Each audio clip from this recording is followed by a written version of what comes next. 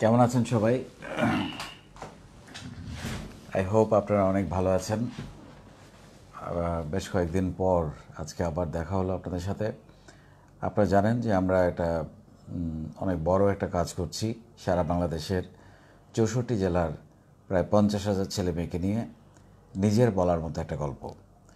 এই আয়োজনে আমরা সারা বাংলাদেশের বিশেষ করে গ্রামের তরুণদেরকে, যারা একেবারে প্রত্যন্ত অঞ্চলে থাকেন, রংপুর, দিনাজপুর, রাঙামাটি, খাগড়াছড়ি, খুলনা, নোয়াখালী, ইভেন একেবারে সিলেট, মৌলভীবাজার, এইসব সারা বাংলাদেশের 64টা জেলার যেসব তরুণ তরুণীরা আছেন তাদেরকে নিয়ে আমরা কাজ করছি এবং তাদেরকে আমরা শেখাচ্ছি 90 দিন ধরে টানা কীভাবে একজন উদ্যোক্তা হতে হয়, একজন ভালো মানুষ হতে হয়, কিভাবে মূল্যবোধ ধরে রেখে জীবনে বড় হতে হয়, কিভাবে বাবা মাকে একটু বেশি ভালোবাসা যায়, বাবা মার দোয়াটা একটু নেওয়া যায়, কিভাবে জীবনটাকে উপভোগ করতে হয়, কিভাবে অন্যের মুখে হাসি ফোটাতে হয়, এই সব কিছুই আমরা আপনাদেরকে শেখাচ্ছি।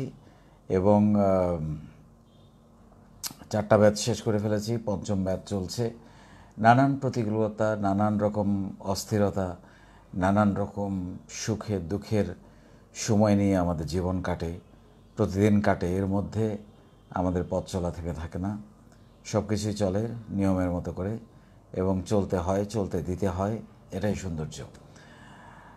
এর মধ্যে আমাদের যে 4টা ব্যাচ শেষ হয়ে গেল, 5ম ব্যাচ চলছে। আপনারা অলরেডি প্রতিদিন কোনো না কোনো সেশন পাচ্ছেন, অনেকে উদ্যোক্তা হয়ে উঠছে। আমি সবসময় একটা কথা বলি, আমার এই কার্যক্রমে আমি যদি 50,000, 1 লাখ বা 5 লাখ ছেলে মেয়েকে নিয়ে কাজ করি, সবাই উদ্যোক্তা হবে না, এটা সম্ভব না। কোনো কাজেই 100% সফলতা পাওয়া যায় না। কিন্তু আমাদের যে দুটো টার্গেট, সেটা হচ্ছে অন্তত 10% যদি আমরা উদ্যোক্তা তৈরি করতে পারি, এই 10%ই 90% মানুষের কর্মসংস্থান তৈরি করবে। This is number 1। And number 2 is definitely এইখানে প্রায় 80-90% মানুষের জীবন বদলে যাবে, এটা আমি বলতে পারি। হয়তো 5% হয়তো আমরা পারবো না, এটা হয় না, কিছুটা তো থাকেই, কিন্তু 90-95% ছেলেমেয়ের জীবন বদলে যাবে। তারা লাইফটাকে নতুন করে ভাবতে শিখবে, এটাই হচ্ছে আমাদের চেষ্টা। আজকে যে বিষয়টা নিয়ে আমরা আলাপ করব সেটা হচ্ছে যে একেবারে আমরা যদি আমাদের আদিম যুগের কথা চিন্তা করি, কেমন ছিল আমাদের জীবনযাপন। সেটা ছিল একটা সময় যখন মানব জাতি সভ্য হয়ে ওঠেনি।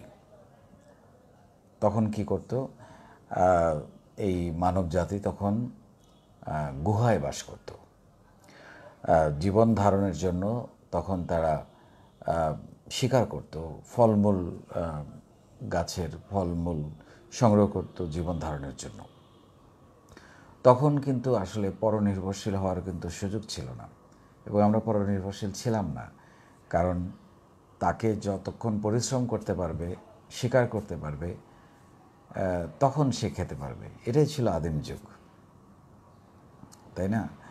এবং এই সময়টাতে যেটা ছিল যে আমরা প্রত্যেকে কিন্তু ইনিশিয়েটর, মানে একজন উদ্যোক্তা ছিলাম। আমরা কোনো একটা উদ্যোগ নিতাম সকালবেলা, প্রত্যেকটা মানুষ সকালবেলা চিন্তা করত যে আজকে আমার সারাদিন কীভাবে যাবে, এবং সেই অনুযায়ী সে বেরিয়ে পড়তো বল্লম, তার বিভিন্ন অস্ত্র, পাথর নিয়ে শিকারের খোঁজে। মানুষের শিকার করতো, পশু পাখির, এখনকার বনে যেরকম মানুষ, বনে যেরকম পশুরা থাকে তাদের মতো মানুষও তখন শিকার করত।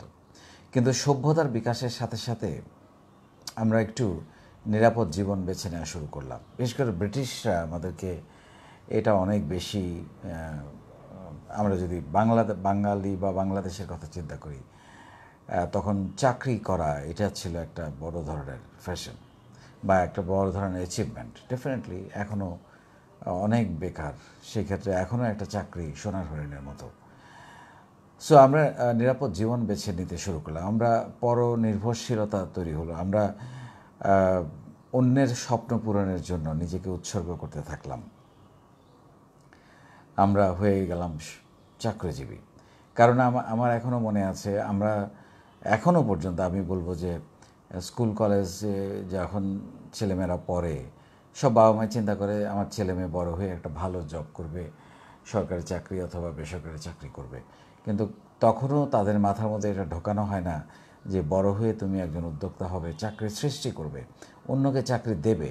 এটা কিন্তু আমাদের বাবা মারা বা এখনকার বাবা মারা, আমরা যারা এখন বাবা মা হয়ে গেছি তারাও চিন্তা করে না। যদিও আমি আমার ছেলেকে ওইভাবে তৈরি করার চেষ্টা করছি যে সে একজন উদ্যোক্তা হবে।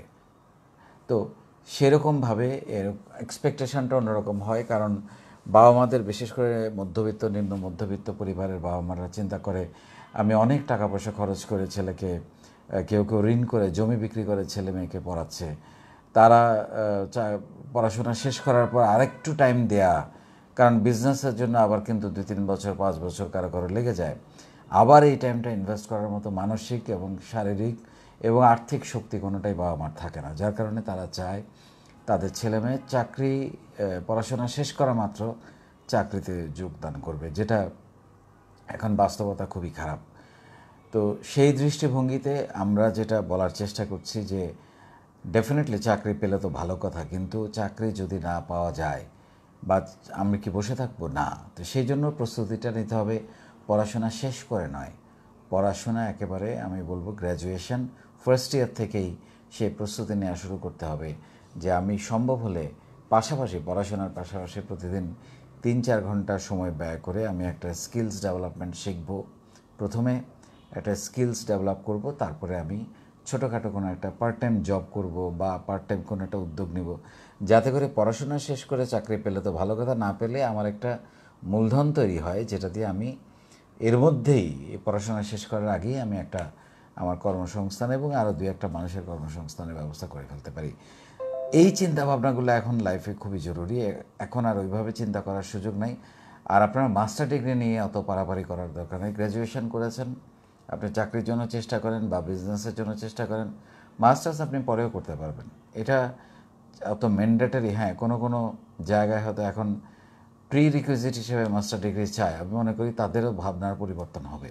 বিদেশের সিস্টেম কিন্তু এরকম না। মাস্টার ডিগ্রি তারাই করছে যারা বিশেষায়িত পড়াশোনা করছে, যারা শিক্ষকতা করছে, পিএইচডি করবে বা কোনো বিশেষ বিষয়ে বিশেষজ্ঞ হতে চায়, তাদের আসলে মাস্টার্স বা পিএইচডিগুলো দরকার। আরেকটা জিনিস যেটা, সেটা হচ্ছে যে এই যে আমি যেটা বললাম যে আমাদের উদ্যোক্তা কোয়ালিটিগুলো লোপ পেতে থাকলো যখন আমরা নিরাপদ জীবন বেছে নেওয়া শুরু করলাম। একটা মানুষ অনেক সময়, আমার এখন ছোট ছোট আমার জীবনে আমি যাদের সঙ্গে মেশি, যাদেরকে আমি শেখাচ্ছি, যাদেরকে পড়াচ্ছি, তাদের অনেক গল্প আমার মাঝে এখন তৈরি হচ্ছে। তারা অনেকেই, যেমন একদম বাস্তব অভিজ্ঞতা থেকে বলছি, অনেকেই চাকরি করতেন, যেমন আমি নিজেও জব করতাম, চাকরি করতেন, কিন্তু সে কোনোদিন কল্পনা করেন নাই যে তাকে দিয়ে উদ্যোক্তা হওয়া সম্ভব। তো আসলে ভাবনাটা মাথার মধ্যে একটু ঢুকিয়ে দিতে হবে। তারপরে শুধু ঢুকিয়ে দিলে আপনি উদ্যোক্তা হয়ে যাবেন তা কিন্তু না। সেটা যখন আপনি ধারণ করবেন যে হ্যাঁ, আরে আমি তো চাইলে, আরেকজন পারলে আমি কেন পারবো না। পুরান ঢাকার একটা ব্যবসায়ী পড়াশোনা জানে না, সে বিজনেস করছে, সে হয়তো বাই জেনারেশন বিজনেস শিখে শিখে বিজনেস করে ফেলছে। সে পারলে আপনি একজন শিক্ষিত মানুষ কেন পারবেন? আসলে হয় কি, আমরা আমাদের ভেতরে যে কত বড় ধরনের আমাদের সম্পদ আছে, আমাদের পোটেনশিয়ালিটি আছে, এটাকে আমরা কখনো জাজ করি না। আমরা ভাবি যে আমাকে দিয়ে হবে না, কিন্তু একবার যদি আপনি আপনার মাথার মধ্যে ঢোকান যে আমাকে দিয়ে হবে, এবং তারপরে কিন্তু আপনার মধ্যে পরিবর্তন শুরু হবে। আর যে কোনো জিনিস করতে হলে, পেতে হলে, স্বপ্ন দেখতে হলে, লালন করতে হলে এবং সেটার একদম চূড়ান্ত জায়গায় পৌঁছতে হলে ওইটাকে লালন করতে হয়, ওইটাকে ধরে রাখতে হয়, ওইটার পেছনে ছুটতে হয়। ওইটা করার জন্য যেই যেই প্রস্তুতিগুলো দরকার, যেই যেই মানুষের সাথে মেশা দরকার, যেই যেই বইগুলো পড়া দরকার, যেই যেই স্কিলস ডেভেলপমেন্টগুলো তৈরি করা দরকার, সেটা তৈরি করতে হয়। এবং সেটা তৈরি করলে পরে আপনার পরিবর্তন শুরু হয়ে যাবে এবং আপনাকে কেউ থামাতে পারবে না। আমি আবার বলছি, প্রত্যেকটা মানুষ উদ্যোক্তা হবে এই স্বপ্ন নিয়ে আমি কাজ করছি না, কিন্তু আমি কাজ করছি অন্তত 2-3 হাজার উদ্যোক্তা যদি আমি তৈরি করতে পারি, তাহলে তারা অন্তত 1 লাখ কর্মসংস্থান তৈরি করবে। That is my immediate target. এটাই আমার এখন আপাতত টার্গেট। এইটা আমি যতদিন না করতে পারবো ততদিন আমি এই কাজ করে যাব এবং পজিটিভিটি ছড়িয়ে দেব, আপনাদের মধ্যে নেগেটিভ জিনিসগুলোকে দূর করে ফেলবো। কারণ একটা মানুষের নেগেটিভিটি কিন্তু তার পোটেনশিয়ালিটিও নষ্ট করে, তার সময় নষ্ট করে। সবচেয়ে বড় কথা, আপনি চিন্তা করেন সময় নষ্ট মানে পোটেনশিয়ালিটি। একটা মানুষ যখন পোটেনশিয়ালিটি নষ্ট, একটা মানুষ যখন বাজে জিনিস নিয়ে ভাবনা চিন্তা শুরু করে, ফ্রাস্ট্রেটেড থাকে, খারাপ কোনো বিষয় নিয়ে চিন্তা করে বা নিজেকে সময় দেয় না, সে কিন্তু তখন নিজের থেকে দূরে সরে যায়, নিজের লক্ষ্য থেকে দূরে সরে যায়। সেই জন্য আমাদের এই জিনিসগুলো ধরে রাখতে হবে এবং এগুলো আমরা যতক্ষণ ধরে রাখবো ততক্ষণ আমরা এগিয়ে যাব। কারণ একটা জিনিস মনে রাখবেন, নেগেটিভ একটা লিড শিরোনাম, মানে একটা নেগেটিভ শিরোনামের নিচে যত কমেন্ট পড়বে বা যত আলোচনা হবে সবই নেগেটিভ হবে, পজিটিভ কিছু বেরিয়ে আসবে না। সো হ্যাঁ, যারা পজিটিভ তারা হয়তো পজিটিভ লিখবে, কিন্তু একটা পজিটিভ মানুষও নেগেটিভ শিরোনাম দেখলে নেগেটিভ হয়ে যায়। এটা হচ্ছে নিয়ম, এটাই প্রকৃতির নিয়ম। সো আপনি আপনার চোখের সামনে যত ভালো ভালো জিনিস রাখবেন, একটা জিনিস আমরা অনেক সময় অনেক কিছু খেয়াল রাখি না, তাই না? যেমন আপনি দেখবেন যে যে প্রথম বাবা মা হয়, মা বিশেষ করে মেয়েরা যিনি সন্তান ধারণ করেন, তারপর থেকে দেখবেন দেয়ালে সুন্দর সুন্দর বাচ্চাদের ছবি টানিয়ে রাখা হয়, একদম সবচেয়ে কিউটেস্ট বেবিটাকে রাখা হয়। কারণ সেও চায় আমার সন্তানটা যেটাই হোক, প্রত্যেকটা বাচ্চা হচ্ছে পৃথিবীর সবগুলো বাচ্চা হচ্ছে সুন্দর এবং সবচেয়ে মধুর এবং দেখতে খুবই সুন্দর। প্রত্যেকটা বাচ্চার হাসি, সে যেমনই হোক, তার গায়ের রং যেমনটাই হোক, খুবই সুন্দর এবং সেটা তার মায়ের বাবার একেবারে যক্ষের ধন। কিন্তু ওই যে ছবিটা আঁকে সেটা কিন্তু অনেক সুন্দর একটা ছবি আঁকতে চায়, যার কারণে সে ওই ফিলিংসটা তার তৈরি হয়। তো এই সব কিছুই এখন মানে বিষয়টা তো হলো বিশ্বাস, তাই না? অ্যাবসলিউটলি বিশ্বাস। সেই বিশ্বাসটাকে আপনি যতক্ষণ ধারণ করবেন ততক্ষণ আপনি এগিয়ে যাবেন, আর বিশ্বাসটা আপনি যখন হারিয়ে ফেলবেন তখন আপনি থেমে যাবেন। সো বিশ্বাস হারানো যাবে না, স্বপ্ন দেখা বন্ধ রাখা যাবে না, শুধু স্বপ্ন দেখলে হবে না, স্বপ্নটাকে লালন করতে হবে। এবং আপনারা যারাই এর মধ্যে 4টা ব্যাচ শেষ করেছেন, আমি দেখলাম যে আপনাদের মধ্যে ব্যাপক পজিটিভিটি, ব্যাপক পরিবর্তন। এই পরিবর্তনটা আজীবন ধরে রাখবেন। এবং আমার যে উদ্দেশ্য, অনেকে আমাকে বলে যে আপনি এগুলো কেন করছেন, একটাই উদ্দেশ্য, আপনি একদিন অনেক বড় হয়ে, অনেক বড় মানুষ হয়ে, আজ থেকে 10 বছর পর যদি একবার আমার নাম নেন যে ইকবাল বাহার নামে একটা মানুষের কাছে 90 দিন একটা কিছু শিখেছিলাম, বা একদিন 1 মিনিটের জন্য একটা কিছু শিখেছিলাম যেটা আমাকে নতুন করে ভাবতে সাহায্য করেছে, ব্যাস সেটাই আমার চাওয়া। সব চাওয়ার মধ্যে অর্থ থাকতে হয় না, সব চাওয়ার মধ্যে স্বার্থ থাকতে হয় না, এর বাইরেও কিছু মানুষ আছে। আর আমি তো একটা কথা বলেছি যে আমি একটা ট্রেন্ড তৈরি করব যে রাজনীতি করা ছাড়াও দেশ সেবা করা যায়। অনেক ভালো থাকবেন।